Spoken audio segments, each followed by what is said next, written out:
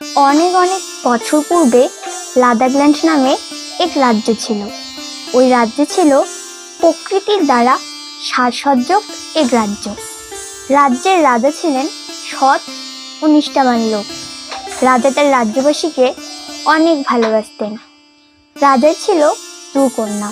বড় কন্যা ছিল অনেক অহংকারী ও লোভী, আর ছোট কন্যা ছিল নম্র, ভদ্র ও ন্যায়পরায়ণ। রাজা তার রাজ্য পরিচালনার স্বার্থে পাশের রাজ্যে যাবে বলে ঠিক করে। যাওয়ার আগে তার কন্যাদের সাথে দেখা করতে তার রুমে যায়।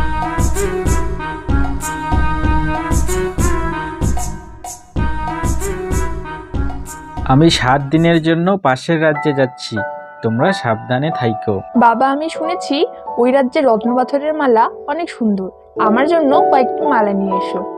আচ্ছা ঠিক আছে। ছোট রাজকন্যা, তোমার জন্য কি আনবো?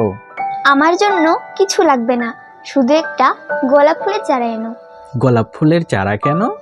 কারণ আমাদের রাজ্যে কোনো গোলাপ ফুলের চারা নেই। আচ্ছা, তোমাদের বলা জিনিসগুলি অবশ্যই নিয়ে আসবো। এই বলে রাজা রাজপ্রাসাদের বাহিরে গেলেন আর সৈন্যবাহিনী নিয়ে ঘোড়ার গাড়িতে উঠে বসলেন। তারপর ঘোড়ার গাড়ি যাওয়ার উদ্দেশ্যে রওনা দিল।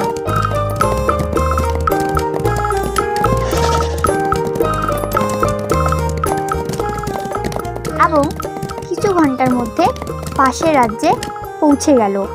এরপরে রাজা ঘোড়ার গাড়ি থেকে নেমে রাজপ্রাসাদের ভেতরে গেলেন। অতঃপর দুই রাজার ভেতর কথোপকথন হলো। আমার লাদাখল্যান্ডের কোনো সৈন্য আপনার রাজ্যে আক্রমণ করবে না, আর আমার রাজ্যে খাদ্যের সংকট দেখা দিলে আপনার রাজ্য হতে খাদ্য আমদানি করা হবে। আচ্ছা ঠিক আছে, তাহলে আর আমাদের ভিতরে কোনো যুদ্ধ হবে না। তাহলে আজ থেকে আমরা বন্ধু।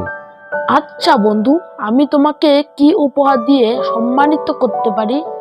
আমার 2 কন্যা রত্নপাথরের মালা আর গোলাপ ফুলের চারা আবদার করেছিল আসার সময়।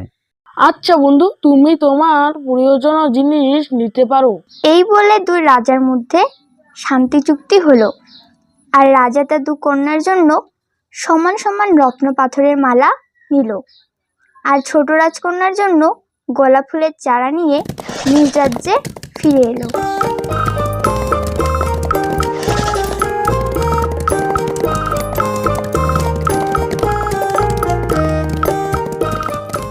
বাবা, আমার জন্য রত্নপাথরের মালা এনেছো? হ্যাঁ এনেছি। বাবা, তোমার যাওয়া আসায় কোনো সমস্যা হয়নি তো? আমি দুজনের জন্যই রত্নপাথরের মালা এনেছি, আর ছোট রাজকন্যার জন্য গোলাপ ফুলের চারাও এনেছি, আর আমার যাওয়া আসায় কোনো সমস্যা হয়নি। বাবা, রত্নপাথরের মালার কথা তো শুধু আমি বলেছি, তাহলে ওর জন্য আনলা কেন? তোমরা দুজন তো আমারই মেয়ে, তাই দুজনের জন্যই সমান সমান এনেছি। এই কথা শুনে বড় রাজকন্যা রাগ করে নিজের রুমে চলে গেল, আর ছোট কন্যা তার বাবাকে জড়িয়ে ধরল। এরপর অনেক দিন পার হয়ে গেল। একদিন দুপুরবেলা বড় রাজকন্যা কান্না করতে করতে তার বাবার কাছে এসে বলল, বাবা, আমার রত্নপাথরের মালা চুরি হয়ে গেছে। সকাল থেকে খুঁজেছি কিন্তু পাই না। সৈন্যরা সবাই কোথায়?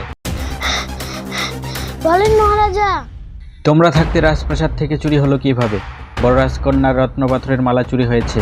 তোমরা রাজপ্রাসাদের প্রত্যেকটা রুমে গিয়ে দেখো, আর রাজপ্রাসাদের সব দাস দাসীদের জিজ্ঞাসা করো